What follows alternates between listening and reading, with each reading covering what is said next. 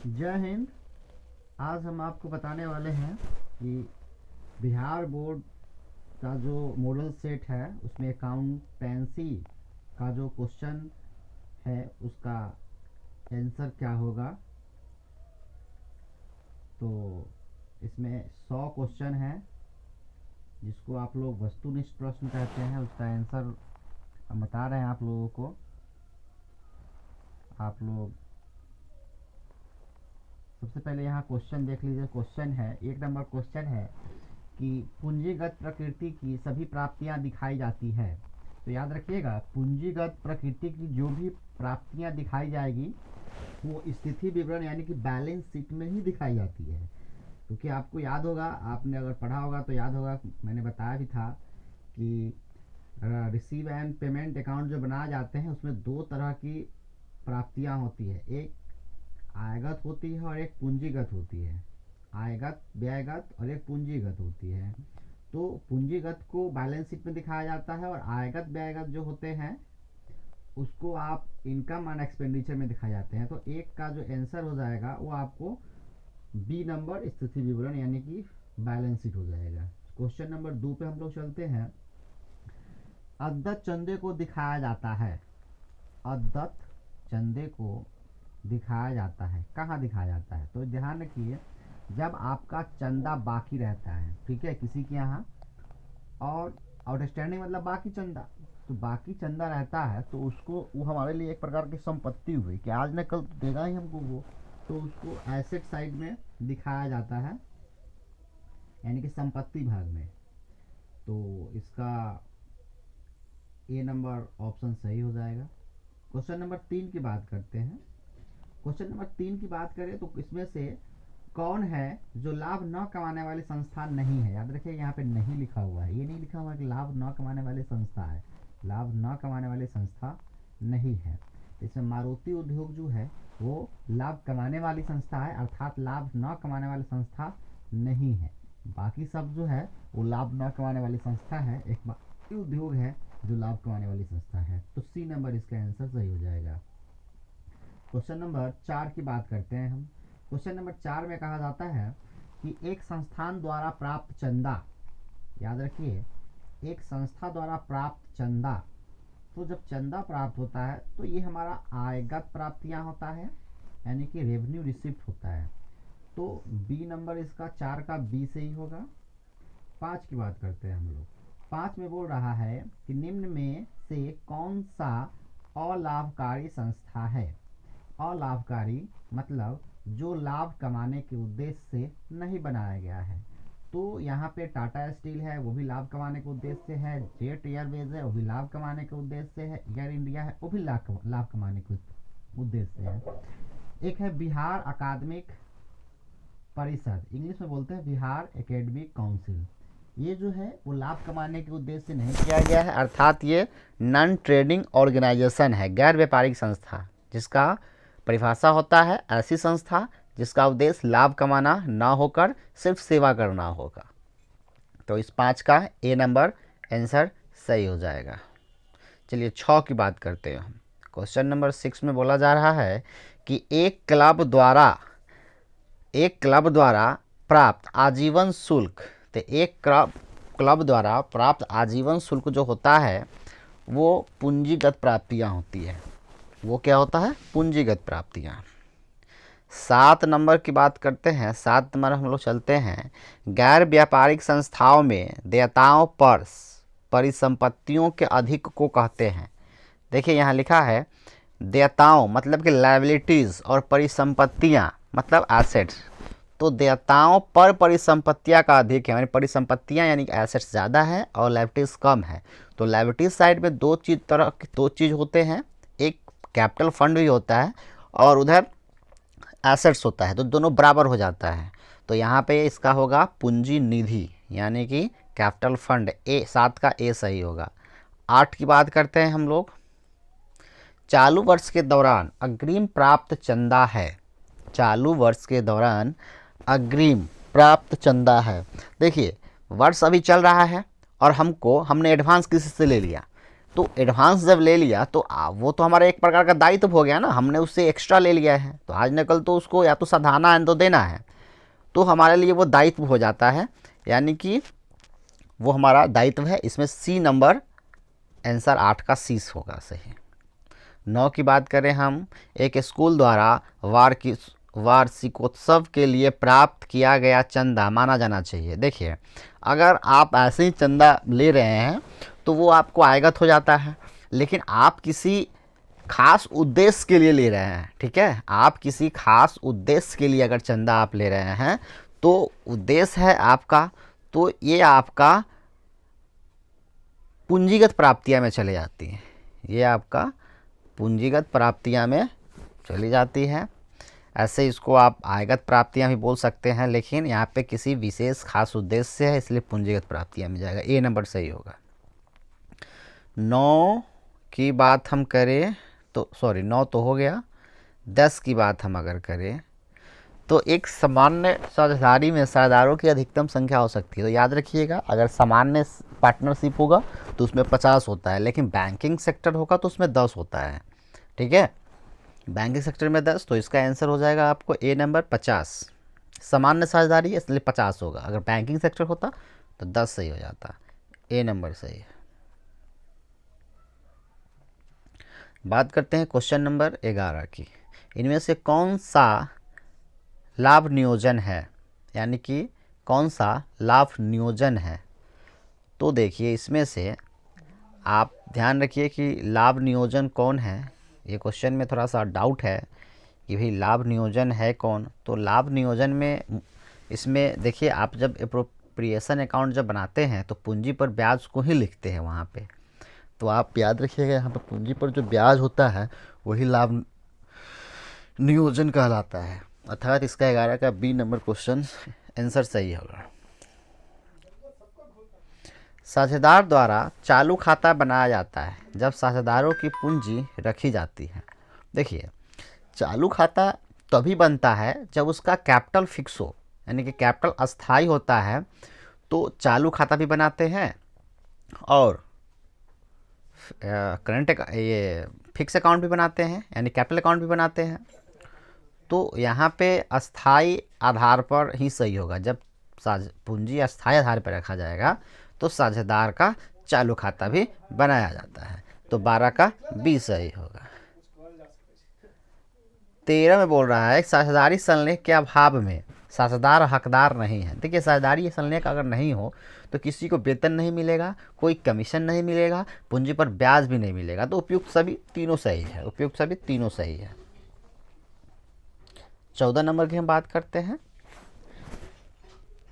यदि समान मासिक राशि प्रत्येक माह के शुरू में आहरण किया जाता है तो कौन से समय को ध्यान में रखा जाए। देखिए, जो भी ड्रिंक्स होते हैं, इसको ड्रिंक्स बोला जाता है इंग्लिश में, तो ड्रिंक्स निकालने का अगर मंथली की बात करें तो 3 तरह से निकाला जा सकता है।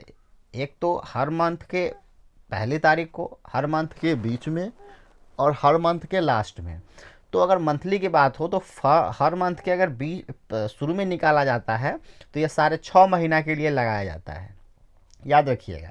और अगर बीच में निकालेंगे तो 6 महीना के लिए, और अगर अंत में निकालेंगे तो ये आपको लगेगा 5.5 महीना के लिए। तो इसमें प्रत्येक माह के शुरुआत में ही निकाल रहा है, तो इसका आंसर 6.5 होगा, यानी कि डी नंबर आंसर सही हो जाता है।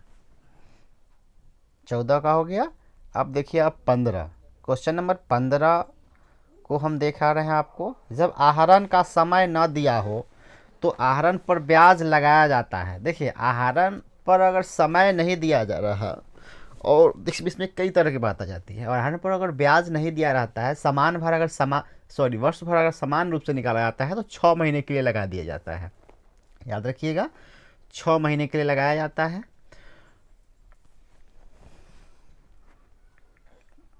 तो इसका आंसर हो जाएगा बी। 16 नंबर में चलते हैं हम लोग। साझेदार की पूंजी अस्थाई होने पर कौन कौन से खाते खोले जाते हैं। इस क्वेश्चन का पेपर मैंने पहले भी बताया है कि साझेदार का जब पूंजी अस्थाई होता है तो 2 अकाउंट खोले जाते हैं, एक कैपिटल अकाउंट और करेंट अकाउंट, यानी दोनों। तो इसमें डी नंबर में लिखा है पूंजी खाता और चालू खाता, यानी कि डी नंबर 16 का डी सही हो जाएगा।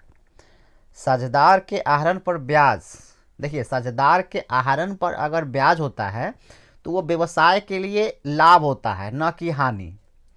और साझेदारों के लिए हानि होता है, क्योंकि ड्राइंग्स वो निकाले हुए रहता है और उस पर ब्याज देना है, तो व्यवसाय के लिए तो लाभ ही होता है। तो इसका 17 का बी नंबर सही हो जाएगा। 18 की हम बात करते हैं। परिवर्तनशील पूंजी खाते को क्रेडिट किया जाता है। देखिए परिवर्तनशील पूंजी खाते यानी कि फ्लक्चुएटिंग कैपिटल अकाउंट में क्या क्या क्रेडिट किया जाएगा। तो हमने ये भी बताया है आपको कि परिवर्तनशील पूंजी खाता तभी बनेगा जब कैपिटल फिक्स होगा, और जब कैपिटल फिक्स होता है तो उस पार्टनर से रिलेटेड जो भी क्रेडिट करने वाला आइटम्स होगा वो सबके सब कैपिटल में चला जाएगा। तो आपको यहाँ पे इसमें 18 का सभी सही होगा, डी, यानी कि साझेदारों का पारिश्रमिक भी इसमें मिलेगा, पूंजी पर ब्याज भी इसी में जाएगा, और वर्ष के लाभ इसी से जाएगा। तो डी नंबर इसका सही हो जाएगा। 19 की बात करें हम, 19 में बोल रहा है साझेदारी अनुबंध में परिवर्तन का परिणाम। तो याद रखिएगा साझेदारी अनुबंध में अगर परिवर्तन किया जाता है तो फर्म का रिकंस्ट्रक्शन होता है, रिकंस्ट्रक्शन होता है मतलब पुनर्गठन होता है। तो इस और समापन कब होता है? समापन का मतलब होता है पूरा खत्म कर देना। और एकीकरण कब होता है? जब दो साझेदारी को एक जगह किया जाता है तब एकीकरण होता है, या दो कंपनी को एक जगह किया जाएगा तब एकीकरण होता है। लेकिन यहाँ पे कह रहा है अनुबंध में परिवर्तन किया जाए। अनुबंध जैसे मान लिया कि किसी का शेयरिंग रेशियो है 1:1:1, अब कहेगा कि नहीं हमको अलग शेयरिंग रेशियो होना चाहिए, तो ये हुआ अनुबंध में कुछ चेंजिंग कर रहा है, तो इसको बोलते हैं ना इसको बोलते हैं पुनर्गठन, माने कि फिर से गठन कर दीजिए, पुनर्। तो 19 का ए नंबर सही हो जाता है। 20 में देखिए ये बहुत आसान क्वेश्चन है। 3 साझेदारों का बराबर लाभ अनुपात है, अगर बराबर होगा और 3 साझेदार है तो 1:1:1 होगा। तो आप देखिए सी नंबर में लिखा है 1/3, 1/3 और 1/3, तो यही सही होगा। 3/3 इसलिए लगाया है क्योंकि 3 पार्टनर है और 1:1 बराबर मिल रहा है सबको, तो 20 का सी नंबर सही हो जाएगा। 21 की बात करते हैं। तो ख्याति एक संपत्ति है, तो आप ख्याति की परिभाषा याद करिए। ख्याति एक अमूर्त संपत्ति है, न दिखाई देने वाला संपत्ति है, मूल्यवान संपत्ति है, ऐसा हम बोल सकते हैं। तो यहाँ पे अमूर्त भी नहीं है, अदृश्य भी नहीं है, क्योंकि अदृश्य संपत्ति भी बोल सकते हैं उसको। हाँ मूल्यवान है, तो आप डी नंबर लगा दीजिए, मूल्यवान संपत्ति है।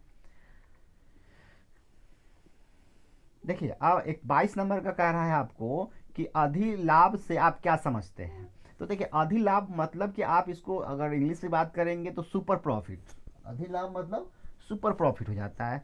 तो सुपर प्रॉफिट में आपको कैसे कैसे निकाला जाता है? तो सुपर प्रॉफिट के लिए निकालने के लिए एवरेज प्रॉफिट और नॉर्मल प्रॉफिट चाहिए, जो बी नंबर में आपको मिल रहा है। तो बी नंबर में जब मिल रहा है तो 22 का आंसर बी हो जाता है। 23 नंबर की बात करें तो एक व्यापार में ख्याति का मूल्यांकन आवश्यक नहीं है। अच्छा ख्याति का मूल्यांकन आप कब कब करते हैं?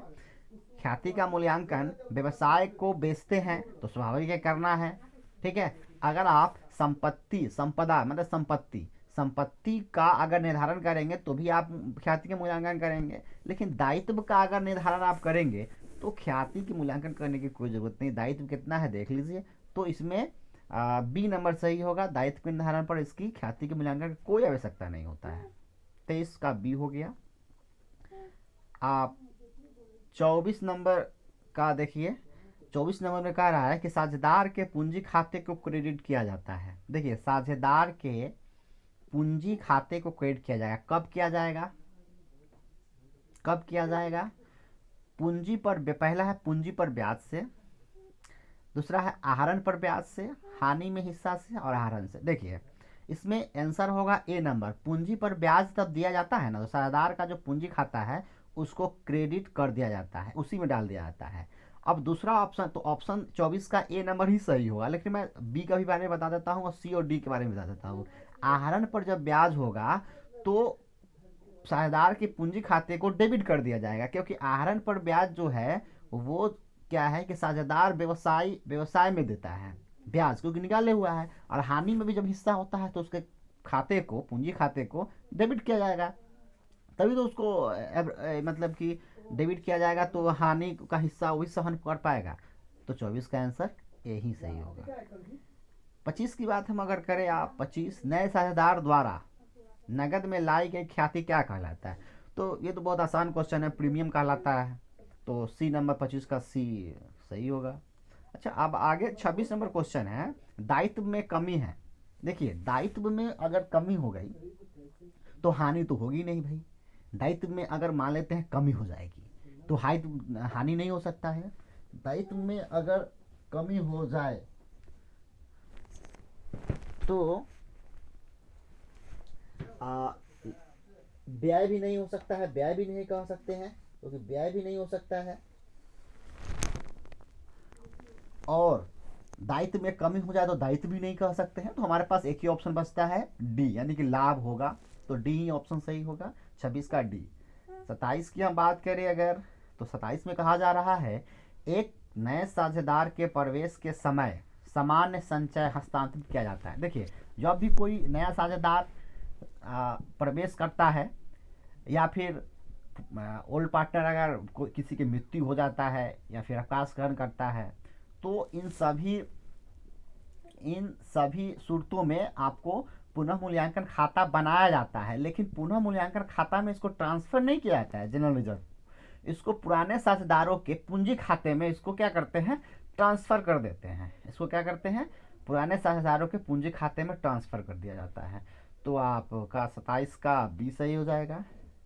बात करते हैं हम 28 का, एक नए साझेदार के प्रवेश पर संपत्तियों के मूल्यांकन में कमी को डेबिट किया जाता है। देखिए, क्वेश्चन को फिर एक बार पढ़ देते हैं। नए साझेदार के प्रवेश पर संपत्तियों के मूल्यांकन में कमी को डेबिट किया जाता है। याद रखिएगा, जब नया साझेदार प्रवेश करता है तो उस समय हम लोग क्या बनाते हैं, पुनः मूल्यांकन खाता बनाते हैं, यानी कि रिवैल्यूएशन अकाउंट बनाते हैं। और उसमें जब संपत्ति का मूल्यांकन कम हो जाता है तो हम लोग इसे डेबिट कर देते हैं।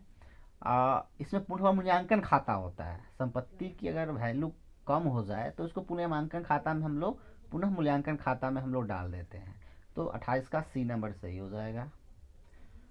29 की अगर बात करें हम, तो एक साझेदार के अवकाश के समय सामान्य संचय की राशि को सभी साझेदार को पूंजी खाते में हस्तांतरित किया जाता है।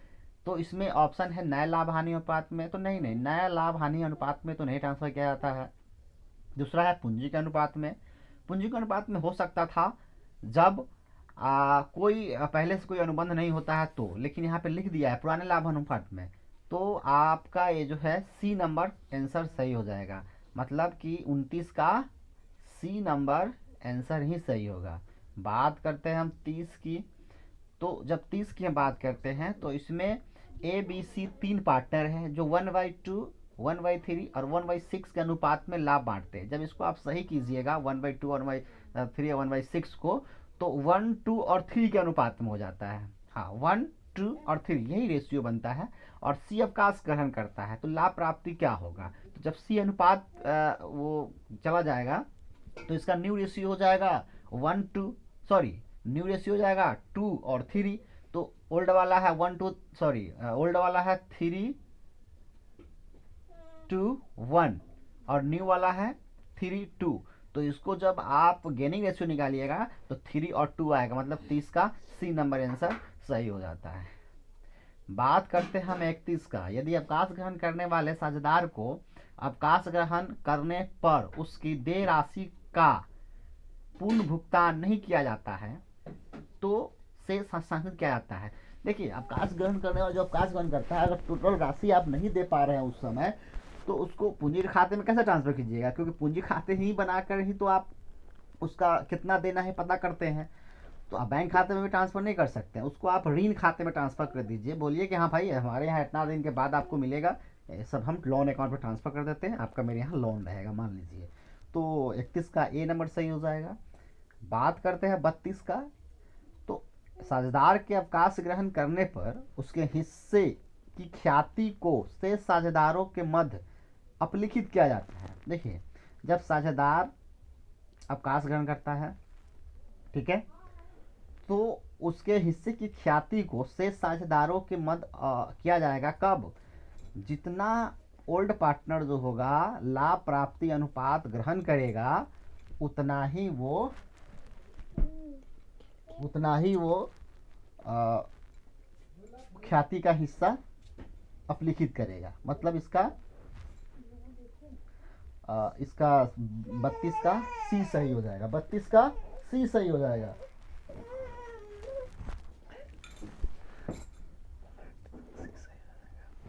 अब बात करते हैं हम 33 का। एक फर्म द्वारा प्राप्त संयुक्त बीमा पॉलिसी की राशि बांटी जाती है। तो ये जो है बीमा पॉलिसी की राशि बांटी जाती है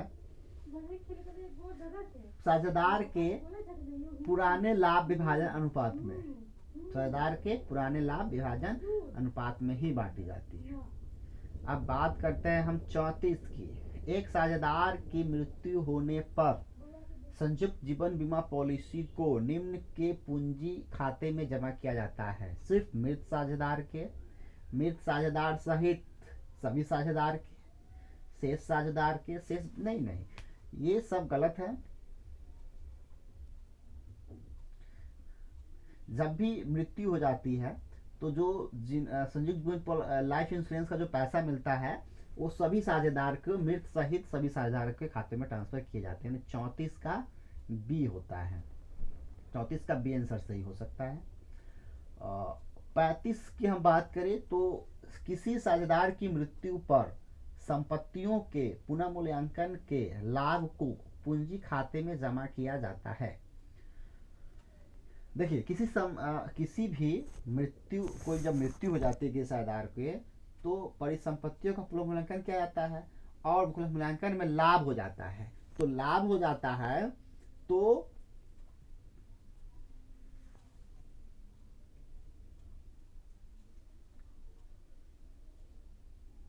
तो ये लाभ को जो है वो सभी साझेदार के खाते में ट्रांसफर किया जाता है, सभी साझेदार। इसका मतलब हो जाएगा ये 35 का बी नंबर सही होगा।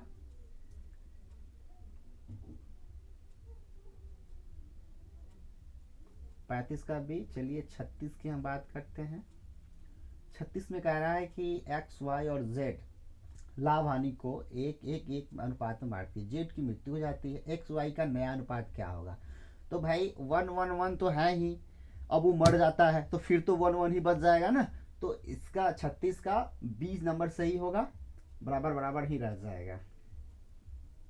37 की बात करें हम, किसी साझेदार द्वारा 20,000 के दायित्व के भुगतान की जिम्मेवारी लेने पर क्रेडिट किया जाता है वसूली खाता में, साझेदार की पूंजी खाता में और रोकड़ खाता में। तो याद रखिएगा ये ना रोकड़ खाता सही होगा, ना वसूली खाता, ना दायित्व खाता। इस साझेदार की पूंजी खाता में इसको क्या किया जाता है? क्रेडिट किया जाता है और अपना वो चुकाएगा, वो समझेगा। 37 का सी सही होगा। बात करते हैं हम 38 की। तो फर्म के विघटन पर बैंक अधिविकर्ष को हस्तांतरित करेंगे।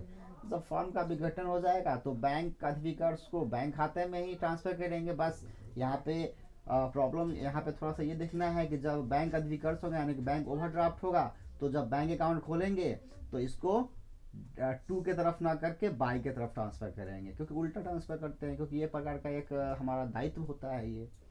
तो बैंक खाते में ट्रांसफर करते हैं इसको। 38 का बी नंबर सही होगा। 39 की बात करते हैं हम लोग। संचिति लाभ और संचय का हस्तांतरण किया जाएगा वसूली खाते में, बैंक खाते में, साझेदार के पूंजी खाते में, इनमें से कोई नहीं। तो जो भी जनरल रिजर्व हो या रिजर्व प्रॉफिट ये सब जो होता है ये सब साझेदार के पूंजी खाते में ही ट्रांसफर किया जाता है।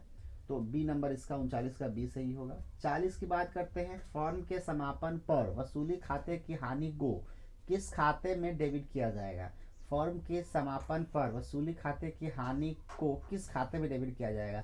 तो भाई ये भी आसान है, आपको किस खाते में, तो अगर लॉस हुआ है, हानि हुई है तो साझेदार के पूंजी खाते में ही डेबिट किया जाएगा, और जगह तो कहीं डेबिट कर नहीं सकते हैं इसको। तो 40 का 20 सही होगा।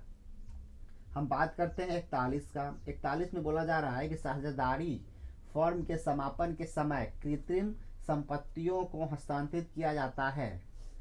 तो साझेदारी फर्म के समापन के समय कृत्रिम संपत्तियों को हस्तांतरित किया जाता है। ऑप्शन है साझेदार के पूंजी खाते में, गलत है। वसूली खाते में, रोकड़ खाते में, साझेदारों के ऋण खाते में। तो वसूली खाते में ही ट्रांसफर किया जाता है, तो 41 का बी नंबर ही सही है, वसूली खाता में, क्योंकि फर्म का समापन होगा तो वसूली खाता में ही जाएगा। 42 की बात करते हैं हम। फर्म के समापन पर सबसे अंत में कौन सा खाता बनना चाहिए? देखिए, फर्म का समापन होता है तो सबसे अंत में आप देखेंगे कि बैंक खाता ही बनेगा, क्योंकि सबका निपटारा तो बैंक से ही किया जाता है ना। पैसा आना है जाना है, अंत में अगर बैंक दोनों बराबर हो जाता है तो मानते हैं कि हाँ चलो जितना पैसा आया उतना पैसा चला गया तो सही है, तो सबसे अंत में बैंक खाता बनाते हैं। मतलब आप बात करेंगे 42 की, तो 42 का सी सही है, बैंक खाता या रोकड़ खाता जो भी बना वही सही है। 43 की हम बात करते हैं। 43 का, यदि किसी फर्म की कुल संपत्तियां 3,25,000 हो और कुल बाहरी देयताएं 45,000 हो, तो साझेदारों की पूंजी की राशि क्या होगा? स्वाभाविक है कि एक तरफ एसेट्स होता है, एक तरफ कैपिटल एंड लायबिलिटीज होता है, तो आप दोनों बैठा कर देख लीजिए, 2,80,000 का डिफरेंट आएगा। तो बहुत आसान क्वेश्चन है ये, साझेदार का पूंजी जो होगा वो 2,80,000, मतलब 43 का बी नंबर सही होगा, बी नंबर सही होगा। आइए हम लोग 44 की बात करते हैं। फर्म के विघटन पर साझेदार के ऋण खाते को हस्तांतरित करेंगे। फर्म का विघटन पर, फर्म का अगर विघटन हो रहा है तो साझेदार के ऋण खाते को हस्तांतरित करेंगे वसूली खाते में, साझेदार के चालू खाते में, साझेदार के पूंजी खाते में, साझेदार इनमें से कोई नहीं।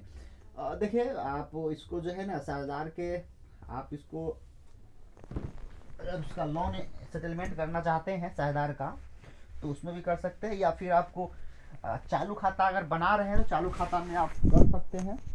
यहाँ पे ये दोनों ऑप्शन दे दिया है, साझेदार के पूंजी खाते में भी, तो पूंजी खाते में ना करके आप इसको चालू खाते में ट्रांसफर कर दीजिएगा, ज़्यादा बेहतर रहेगा। सी नंबर होने की ज़्यादा संभावनाएं हैं इसमें। बात करते हैं 45 का।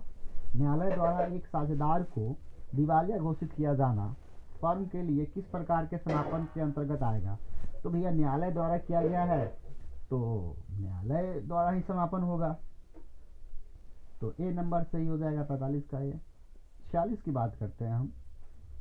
46 नंबर क्वेश्चन है कि यदि 10 रुपये वाला समतांश 12 रुपये पर निर्गमित किया जाता है तो इसको क्या कहा? अरे भैया बहुत आसान सवाल है ये। 10 रुपये वाला है, शेयर है, या फिर जो भी अंश वगैरह जो भी आप बोलते हैं इसको, समतांश यानी कि शेयर, प्रेफरेंस यानी कि पूर्वाधिकार। 10 रुपये वाला है, 12 रुपये में निर्गत कर देंगे तो इसको क्या बोलेंगे? इसको बोलेंगे अधिमूल्य पर। सम मूल्य पर होता है, जो 10 का अगर 10 में ही मिला तो सम मूल्य हो जाता है। 10 का अगर 9 पे निर्गमित करते हैं, इशू करते हैं तो इसको डिस्काउंट बोलते हैं, कटौती बोलते हैं। और अगर 10 वाला 12 में बेच देते हैं तो इसको प्रीमियम बोलते हैं। तो इसका बी नंबर प्रीमियम, या हिंदी में इसको अधिमूल्य बोलते हैं, तो 46 का बी सही हो जाएगा। 47 की बात करते हैं हम। अंशों के निर्गमन पर अधिलाभ का उपयोग किया जाता है। देखिए, अंशों के जब निर्गमन होगा तो उसमें जो अधिलाभ हो जाता है, मतलब जो एक्स्ट्रा प्रीमियम वगैरह होता है, उसको सामान्य संचय में हस्तांतरित करने के लिए इसका प्रयोग किया जाता है। यानी कि इसको आप बनाए भी होइएगा, जो एक्स्ट्रा हो जाता है उसको ये लोग क्या करते हैं, सामान्य संचय में हस्तांतरित कर देते हैं। या अंशों के बोनस पर भी निर्गमन के लिए होता है, लाभ वितरण के लिए होता है। हाँ, इसमें से हमें लगता है कि डी तीनों सही हो जाएगा। 47 का डी होना चाहिए। 48 की बात करते हैं। दायित्वों की कुल राशि में सम्मिलित होती है, तो याद रखिएगा दायित्व की कुल राशि में सिर्फ पेड अप कैपिटल ही होता है, तो पेड अप कैपिटल तो इसमें है, क्योंकि देखिए ऑथोराइज कैपिटल है कि ऑथोराइज है उतना थोड़ी ना दायित्व में होता है। निर्गमित कैपिटल जो जैसे निर्गमन किए तो थोड़ी ना जितना निर्गमन किया उतना सब्सक्राइब भी हो गया, सब्सक्राइब कैपिटल जितना हुआ, जितना सब्सक्राइब किया, जरूरी थोड़ी ना है कि वो टोटल कैपिटल आपको ले ही ले। हाँ, उसमें से कम बेस भी हो सकता है, तो आप इसमें पेड अप जितना वो चुकता करेगा उतना ही आपका दायित्व होगा, तो आपका पेड अप कैपिटल होता है। डी नंबर 48 का सही है। 49 का बात करें तो अंश आवंटन खाता होता है। अंश आवंटन खाता मेरे ख्याल से पर्सनल अकाउंट होना चाहिए, जैसे आप लोग थोड़ा देख लीजिएगा, इसको ज़्यादा बेटर रहेगा। 50 की बात करें तो अंशों के अधिमूल्य को आर्थिक चिट्ठे के किस पक्ष में दिखाया जाता है? अंशों के अधिमूल्य को अधिमूल्य को तो इसको संपत्ति में दिखाया जाता है, और संपत्ति में दिखाया जाता है। एक तरफ दायित्व में हालांकि रहता है, लेकिन दायित्व में उसी के नाम से रह जाता है, और संपत्ति में अलग से हम लोग उसको दिखाते हैं। इसमें हम 50 का नहीं 50 का दायित्व सही होगा, बी 50 का बी नंबर सही होगा, ठीक है। 50 का बी नंबर सही होगा दायित्व, क्योंकि वो उधर तो बैंक रहता ही है, तो सीधे बैंक लिख देते हैं और इधर हम लोग प्रीमियम लिख देते हैं। अकाउंट, ऋण पत्रों के निर्गमन पर कटौती है। ऋण पत्रों के निर्गमन पर कटौती है, तो ये अस्थायी पूंजी नहीं, कृत्रिम संपत्ति हो सकता है, फिक्टिटियस एसेट्स बोल सकते हैं इसको। चलिए अभी अकाउंट तक ही रहने दीजिए, फिर हम नेक्स्ट क्लास में आप लोगों को नेक्स्ट बातें बताएंगे। अकाउंट से लेकर जो भी आपके बच जाता है 100 तक, वो नेक्स्ट क्लास में रहेगा। जय हिंद।